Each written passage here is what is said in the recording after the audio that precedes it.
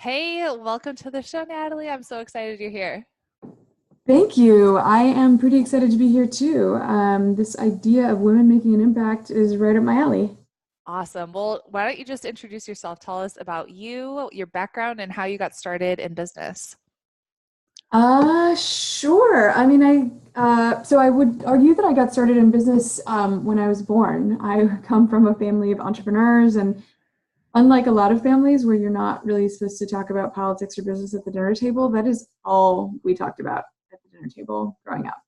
So I think that I kind of got some version of an MBA at the dining room table growing up. And then I thought that I didn't want to be an entrepreneur. I thought I wanted to be a scientist. So I went to school for environmental engineering. And then while I was in school, I ended up, as so many of us did back then, teaching myself to code. And then I ended up starting my very first tech startup when I was still in school.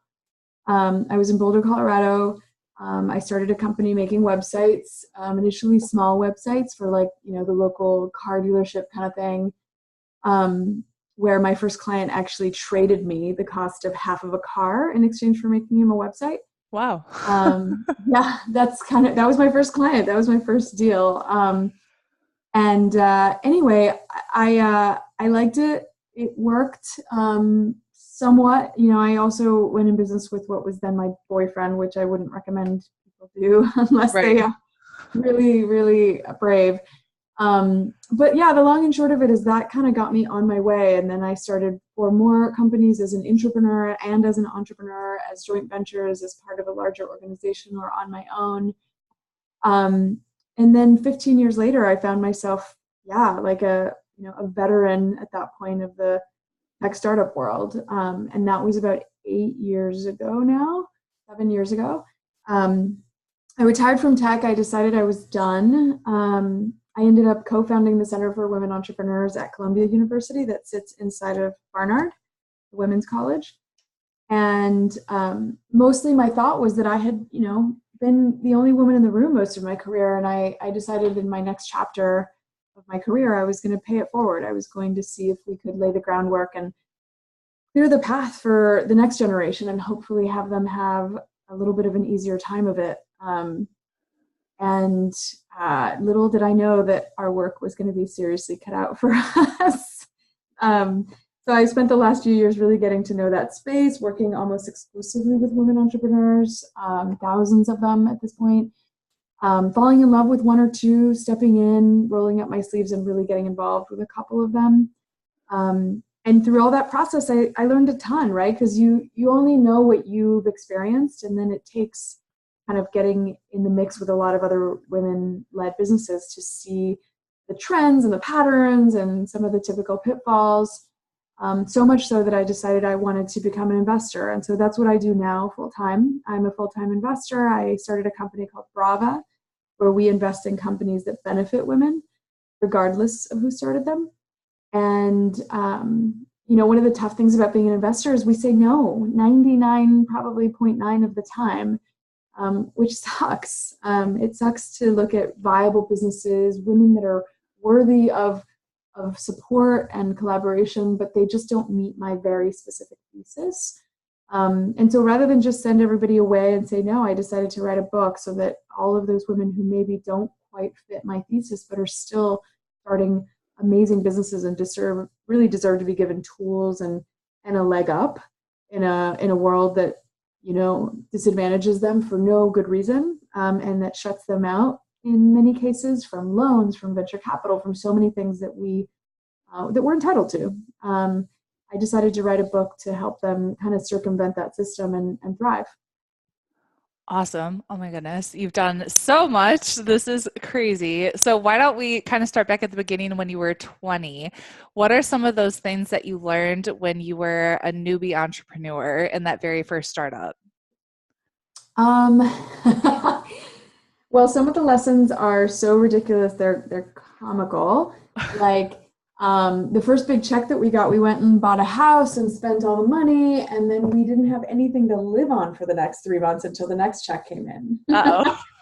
And so like we were living large for like 5 minutes, and then we had top ramen to eat for 3 months, and So that was one lesson is, think ahead, like plan, when you get that big check, assume you're not going to get one for a little while Yep.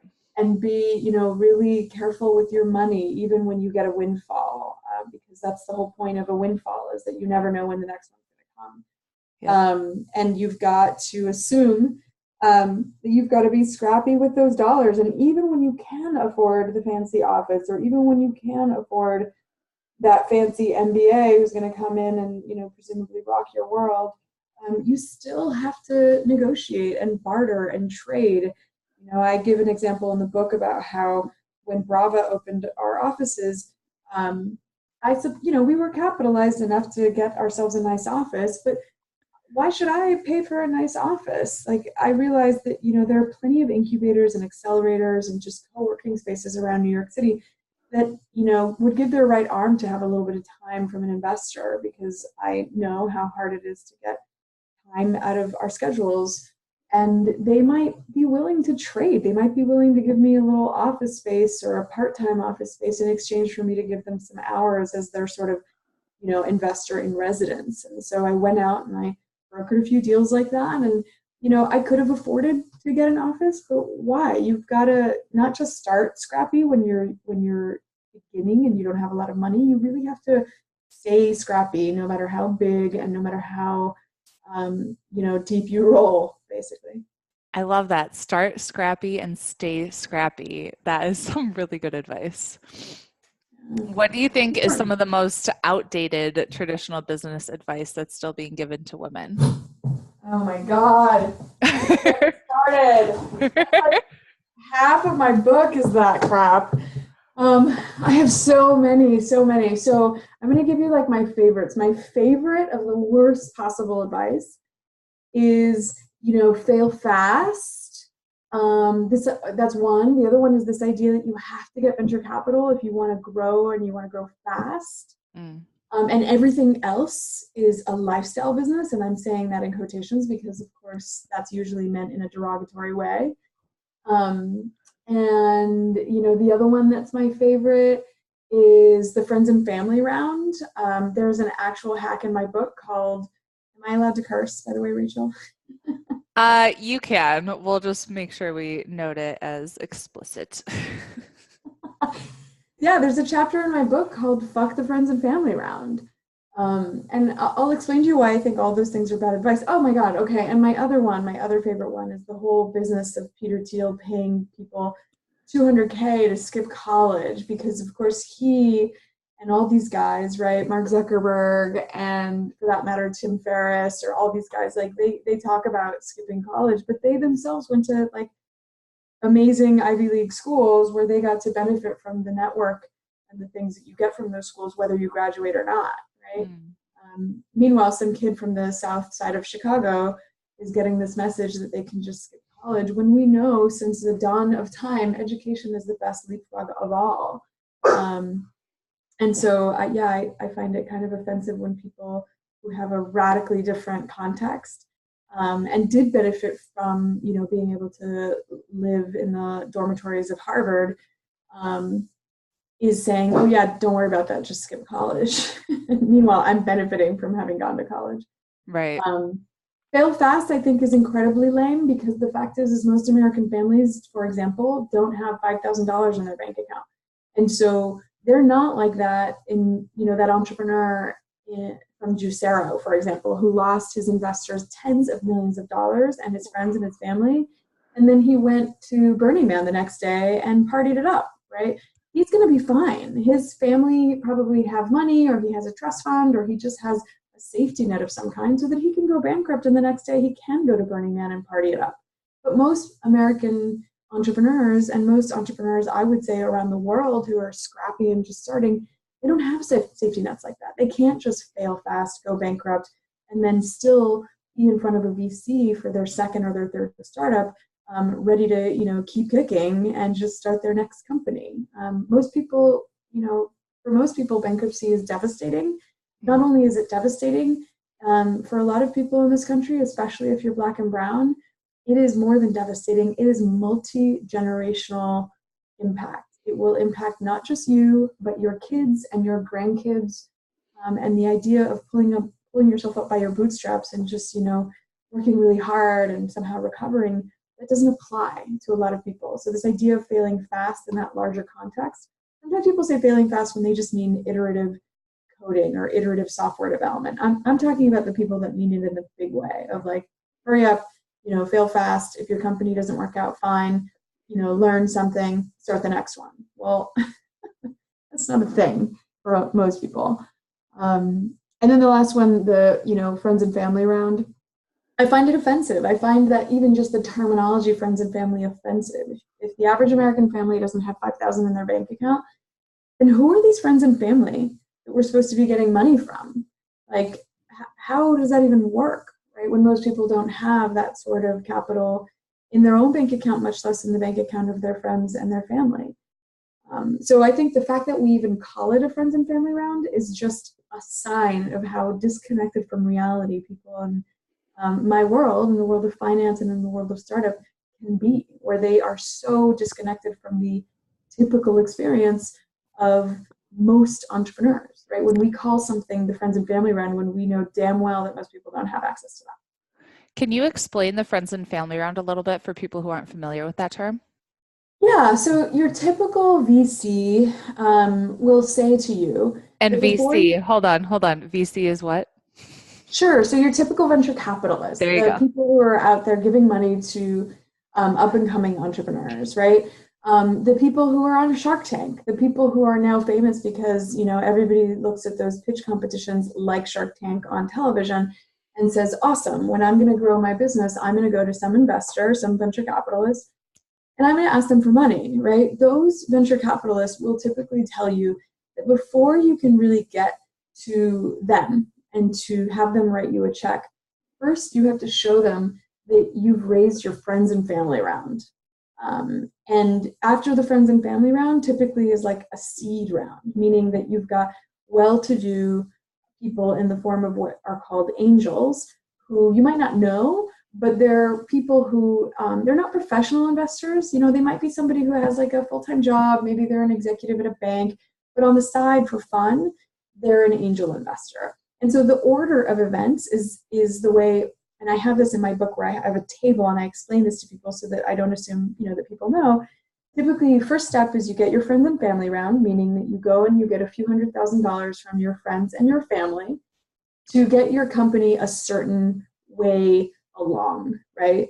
And then once you go through that phase, then you go and get angel money for what's called, typically a seed round, and that's maybe a few more 100,000, maybe even up to like 1 million or something of money to take your company a little bit further, right? And then once you've done that, then and only then can you stand in front of a venture capitalist, like for example the ones in Shark Tank, and say, all right, guys, or gals, if it's, Barbara Corcoran and so on, I need a couple $1 million to take my company from point A to point B, right? But those investors, those venture capitalists, truly expect you to have first and foremost grab those few 100,000 or at least 100,000 or maybe 50K at least from your friends and family.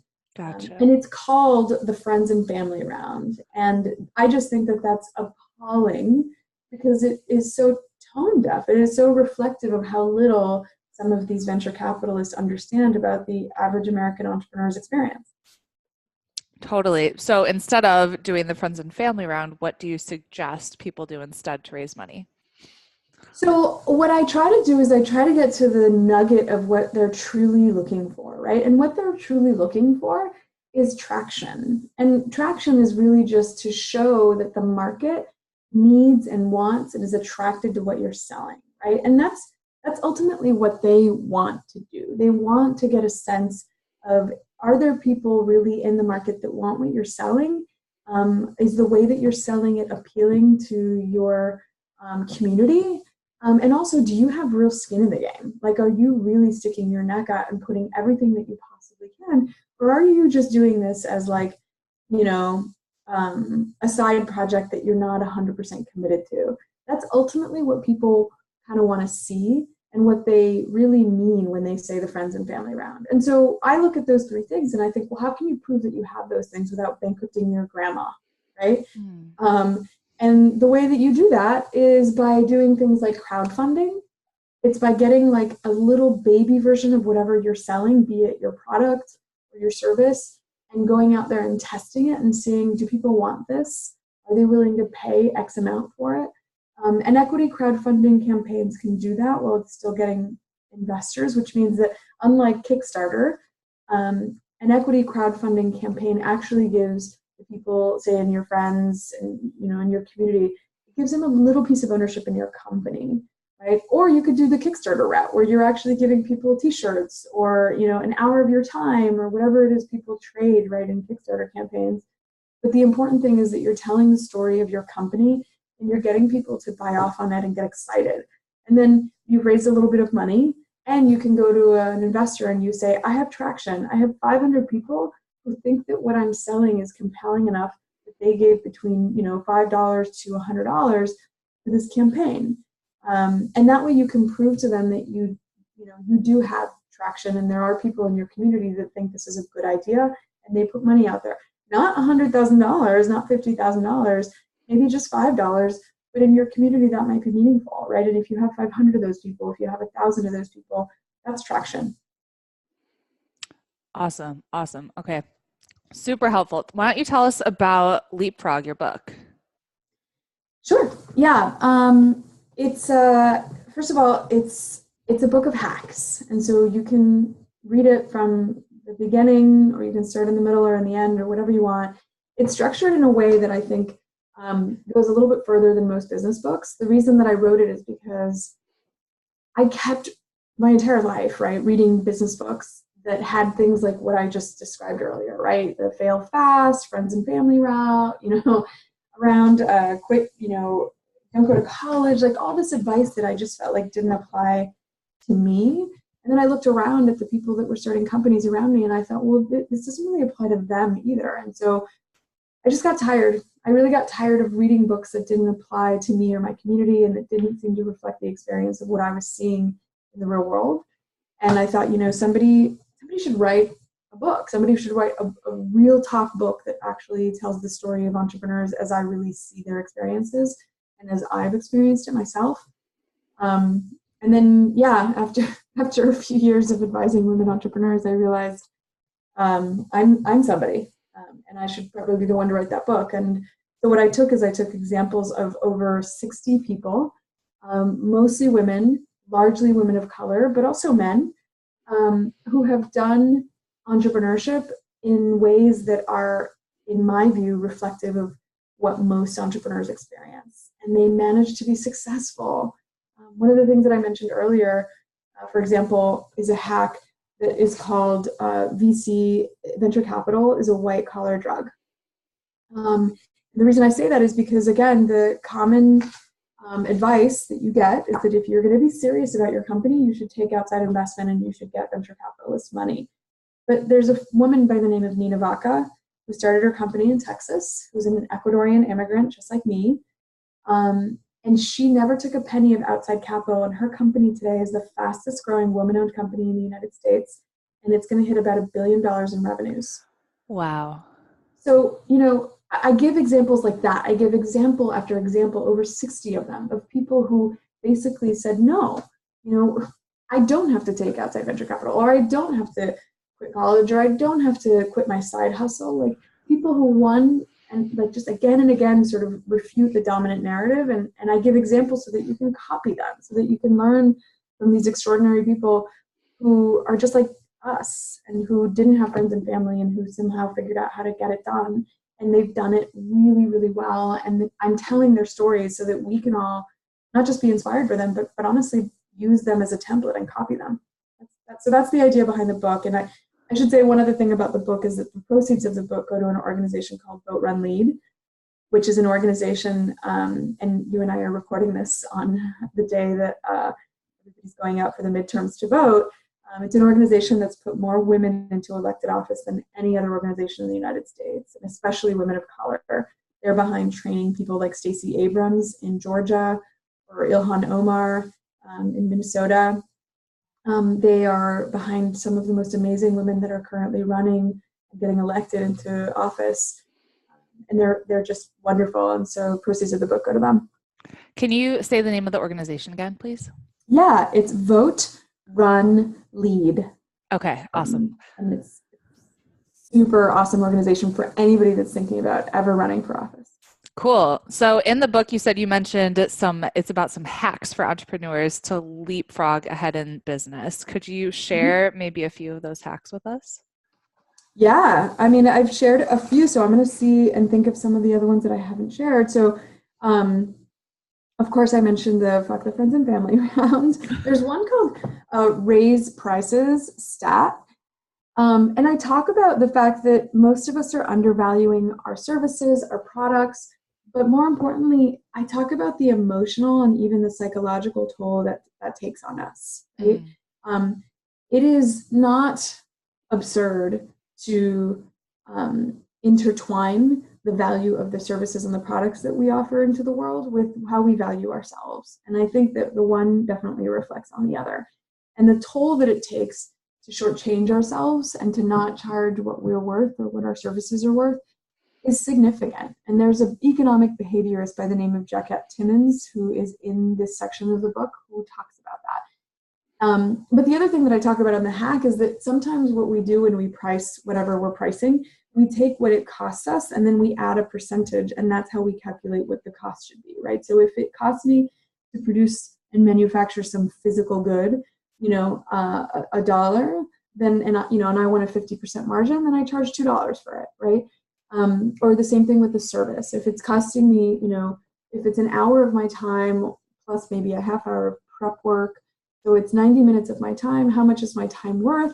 I want to be getting paid, I don't know, $60 an hour, $100 an hour, and then I'm going to add to that like a premium, maybe 10, 15% or something.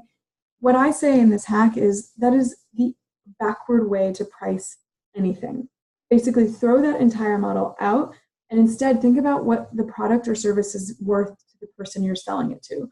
If you're saving somebody with that hour of your time, if you're saving them 4 hours of time that they would have otherwise spent with their kids, but instead, if it wasn't for you, they would have to spend it on whatever, fixing their car or doing their accounting, whatever that is, how much is 4 hours of additional time with their kids worth that person for that person, right?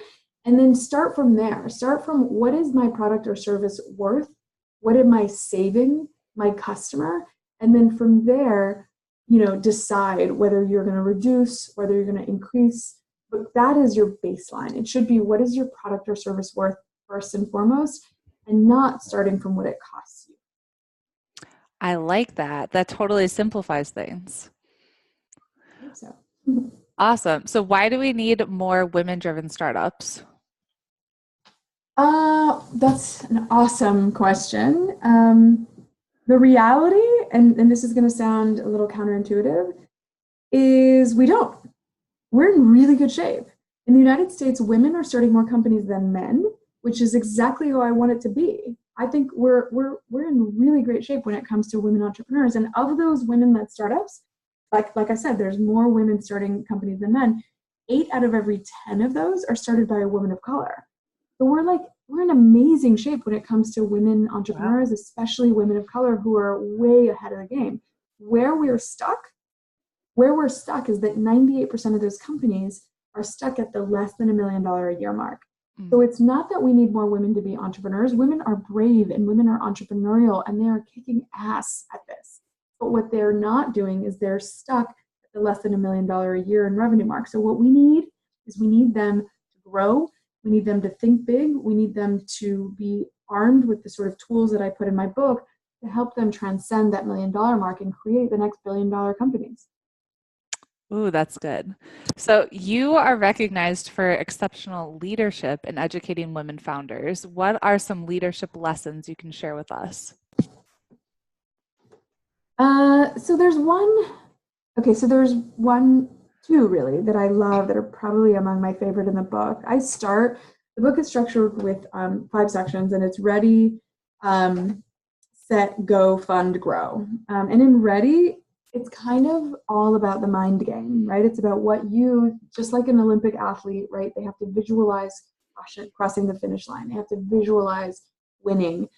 I think that before we can really get started, we have to be sure that our head is in top form, right? That our attitude, our perception of ourselves, our perception of the market, our community around us, our support structure. And so I have this hack that I call Find Your Dolores Huerta. Dolores Huerta, if anybody doesn't know who she is, most people have heard of Cesar Chavez. In most major cities in the United States, there's a Cesar Chavez Boulevard. He is a leader in the workers' rights movement, and he is world renowned for his work in the space. But what people don't know is that he and Dolores Huerta did everything that they did together. And Dolores Huerta doesn't have boulevards named after her, and she's not nearly as iconic or as famous as Caesar, which, of course, I don't have to explain why. That's that's how history has historically worked. But which is why it was important for me to name the hack after her. But there's a story that I heard firsthand Gloria Steinem tell about her, and it was about the time during the grape protests where they were telling people to boycott grapes because the way that grapes were being picked was absolutely incredibly unfair, and the workers in the grape fields were being treated horribly. And there was a national protest, and when Dolores would come to New York, she once called Gloria, and apparently she did this multiple times, and was like, 20-something-year-old Gloria, right? She called her and she was like, Gloria, I need you to call the governor. I need you to hold a press conference. I need you to call these companies and these people, and I need you to set up this whole thing. And she would just sort of bark these orders at Gloria, and Gloria, 20-something Gloria, that didn't even know how to do any of those things, was like, who the hell does this woman think I am? That I can just pick up the phone and like call the governor and like hold a press. I don't even know how to hold a press conference. What the hell is this? And she remembers that because Dolores thought that she could do it, because Dolores didn't even think twice and just assumed that Gloria was capable of those things, that Gloria basically stepped into those shoes and said, all right, well, if Dolores thinks I can do this, I guess I can do this. And then sure enough, the rest is history. Gloria did it again and again, and she's been doing it for decades, right? And so in that hack, I talk about why it's important to find your Dolores Huerta. It's important not just to find mentors and sponsors and these sorts of people, but to find somebody like Dolores who thinks and sees in you way more than even you see in yourself, right? Because when people do that to you, you step into those shoes, even if they feel like they're too big for you. Ooh, that is good. Who's been your biggest role model? Oh, yeah. Gosh, I have so many. So in that hack, I talk about how my Dolores Huerta is Catherine Colbert, and Catherine Colbert is my co-founder at the Center for Women Entrepreneurs at Barnard. She's also the attorney who went to the Supreme Court in 1992, and she argued Planned Parenthood versus Casey, which if there are any attorneys listening to this podcast, they will know Catherine Colbert, and they will know that landmark case because that case in 1992 is the case that saved Roe v. Wade. And it's a case that all attorneys, no matter who you are, study in law school, at least since 1992. And she is the person who, in my 30s, basically taught me that I could be more than just an entrepreneur. I could be more than an engineer. I could be more than just one thing. I could be an activist and an entrepreneur and an investor. I could exist with these multiple things happening in my life and in my psyche. And she's an activist through and through. She does not even know how to turn it off. And she's probably been one of my biggest. Yeah. Awesome. What's been the best piece of advice you've received? So I think that people listening will probably resonate with this, which is the thing that I'm probably known for being best at is also the thing that scares me the most, which is starting things. I'm really good at starting new things. And I know that I'm good at it, but it doesn't matter because like everyone else, I get imposter syndrome. Yeah. That is That is just a thing. I have friends who are in their 70s and 80s who tell me that eventually that little voice goes away. But at least in my life, it hasn't gone away. Mm. And in fact, one of these friends, this woman who was a New Yorican school teacher in New York City, put her husband through a PhD in Columbia. And when he finished his PhD, she was at that point 30 years old. She was, again, a school teacher in New York City. They had 2 kids. She had put him through school, and so now it was her turn. And sure enough, she said, great, it's my turn. My dream has been to be a singer my whole life. I'm going to go back to school. And at 30 years old, she applied to freaking Juilliard. Wow. And she got accepted with a full ride and ended up becoming a world-renowned opera singer. She moved to Germany, to Stuttgart, where she could be a few hours from the biggest and most amazing and well-known opera houses in the world. She left the husband, brought the kids with her, started a new life in Europe, and sang with Placido Domingo and Pavarotti and like just everybody you could possibly imagine.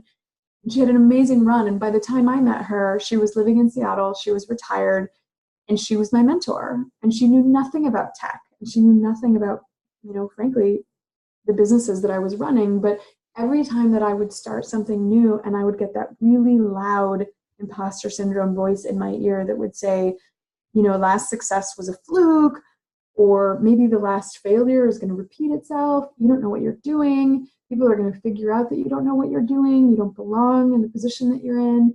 All those voices that I think that a lot of people, men and women, hear. Mm-hmm. It gets really loud for me. That voice always gets louder when I'm starting something new. And she one day sat me down and she said, you need to learn to coexist with that voice, but learn to acknowledge that it's there and make another voice louder. And she said, and you need to remember that everything that you've created. It came from you. And she said these words. She said, you are the source of your own supply. And for some reason, those words, that you are the source of your own supply, ended up becoming kind of a mantra for me, the same way that Buddhists will repeat, right, the same mantra again and again and again. When that voice surfaces, and it still surfaces, I'm not going to pretend it doesn't, I now say, and I literally just repeat again and again, you are the source of your own supply. And it's become a mantra that is now louder than those horrible voices that like to rear their heads every once in a while. So good. And it's refreshing to hear that you suffer from imposter syndrome too. I think especially a lot of newbies, they think that the bigger you get, the more successful you get, that you don't struggle with that. But I find that you just like every new level you reach, you have another devil, right? And so the mindset issue, that's something that we always have to work on, right? Yes. Yeah, I mean, I think, especially where I am now, where I have the incredible good fortune of being able to know some of our most well-renowned leaders, right? To be in the room with some of these famous women and to hear them tell me that they hear it too, and that they're 50 and they're 60 and they still hear that voice every once in a while, and they've got every possible accolade and every award and every accomplishment. I think it's just one of those things that you learn to make peace with, and you just learn to be stronger than. And for me, it really is. It's that.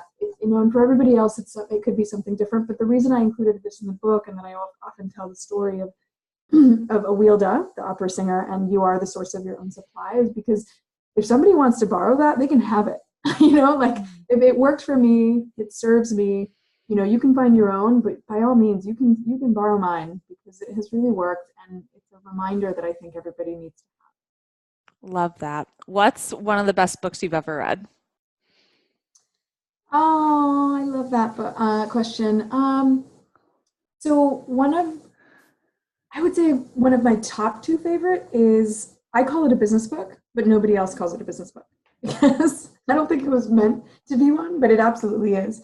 It's the world famous choreographer, Twyla Tharp, and formerly dancer and just amazing genius artist. She wrote a book called The Creative Habit. Mm.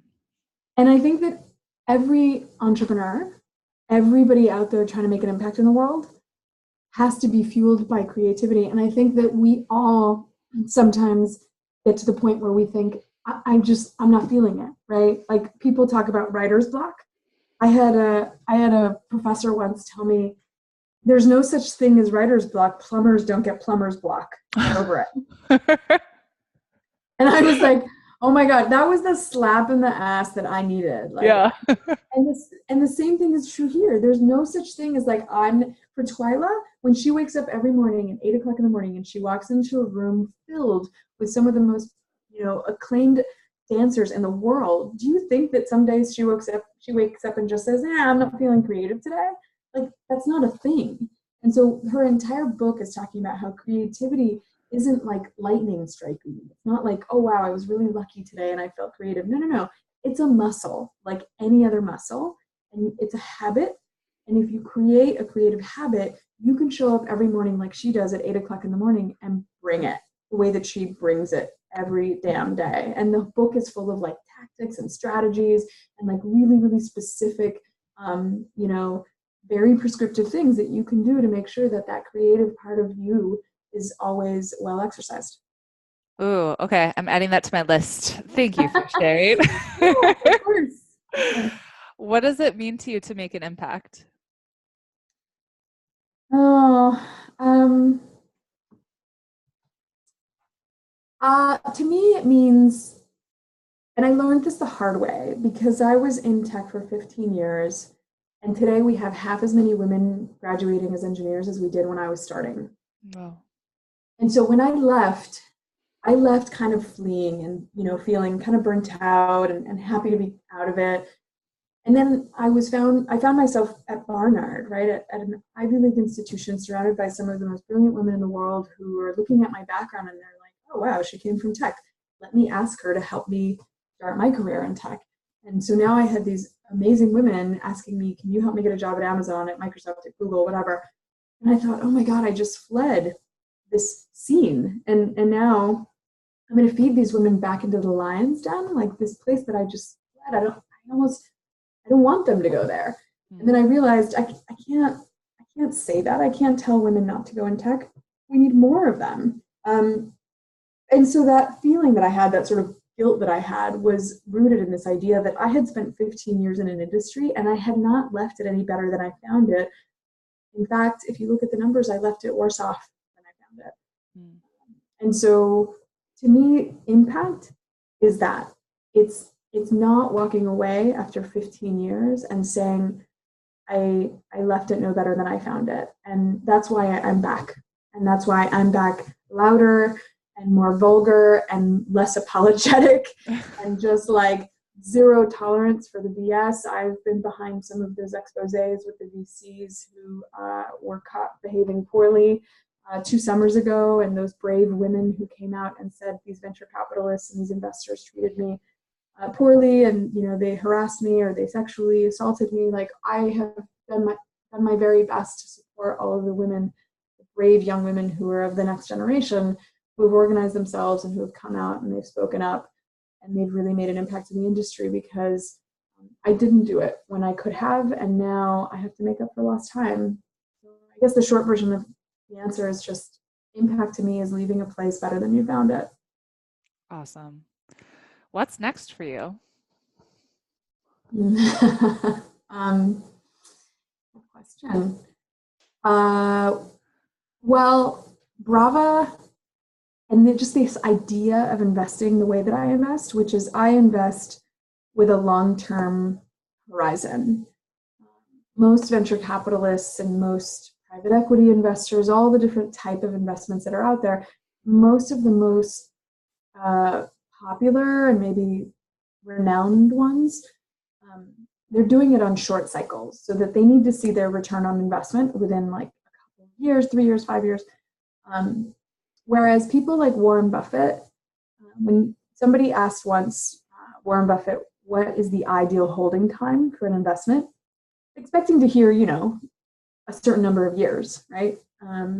Before you cash out and you sell the company, or or you take it public, or whatever it is people do when they exit companies, and they offload them. And Warren Buffett's response was, my ideal holding time for an investment is forever. Hmm. Because that's how he invests. He invests to build companies, to create jobs. He invests with the idea of building a society, which is what I care about. And so I'm inspired by his method of investing. I don't always agree with the companies that he invests in, so I would do it differently. But that idea of thinking for the long haul, um, that is that's what's next for me. I want to be building businesses that are forever businesses, not businesses that somebody sells in 2 or 3 years and not a single job gets created because that software just ends up being a line in somebody else's software, right? Hmm. I'm not interested in that sort of investment. I'm interested in the sort of investment where we create jobs, hundreds and thousands of jobs, and companies that last, companies that are still there in 20 years, companies that help build societies. And I want those companies, in my case, to be companies that provide an outsized return and an outsized level of impact to women. And so in my case, I'll only invest in companies that can prove to me that either because of the product that they're selling or because of the way that they treat their workforce are putting money into the wallets of a whole lot of women. Not one woman, like not one founder. It doesn't make me happy to think, okay, well, the impact that I've made here is I've made this one woman a billionaire. Hmm. I don't believe in trickle down economics, and so I don't believe that making one woman a billionaire is going to somehow trickle down and benefit billions of women. If you believe that, then you live in some fantasy land like Ronald Reagan, and trickle down economics is not a thing. And I don't believe in it, and I don't believe in it even if it has pink logos and curly Q fonts. I care about companies, regardless of who founded them, that they can prove to me that they're going to benefit women. And like one example is a company that I'm looking at in Nevada that is looking to hopefully take human mother's milk and put it in every corner store in America. And Wow. it's safe and it's pasteurized. And not only that, the women who are providing the milk are getting paid and they're collaborating with each other. They've created a cooperative. And they've created, an agreement to sell their milk to this company. And it's amazing, right? Like babies, premature babies, for them, getting access to human mother's milk is life or death.